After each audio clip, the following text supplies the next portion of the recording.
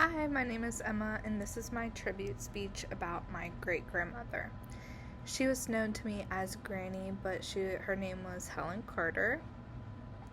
She was born in Pennsylvania and raised there into her teen years, and then her and her family ended up moving to Virginia once she was probably about 13 years old.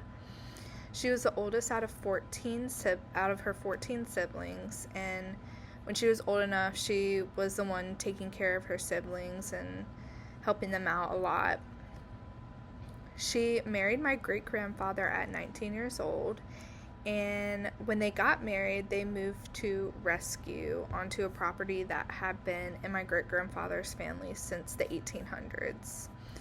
And they were married for 79 years. They almost broke the world record. And they had 4 children together, one of them being my grandmother. She was a major part of my life growing up.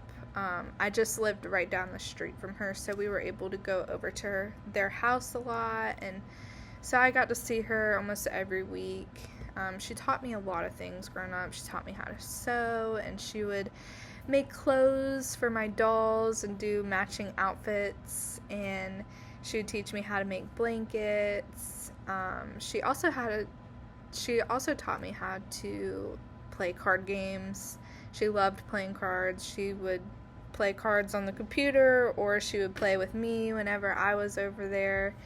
My favorite card game was Go Fish. It was my all-time favorite. I told her every time I was over there, we had to play Go Fish. She also would take care of me a lot when I was sick or playing hooky from school, especially when my dad was on deployment and my mom still had to go to work. There was nobody else to really watch me. So that was very helpful. She also made some of the best food ever. Her brownies were my favorite. They were box brownies, but she made them her own, put her own twist on it. She also put pecans in them, and the pecans were from the pecan tree that was on the property they lived at. She also made hamburger gravy and rice. She made it a lot, especially with me when I was over there. It would be my request for my birthday dinner. I would have dinner there every year on my birthday night, and she would make it, and it was the best comfort food ever. She always had a big smile on her face. I can never remember when she was like really mad.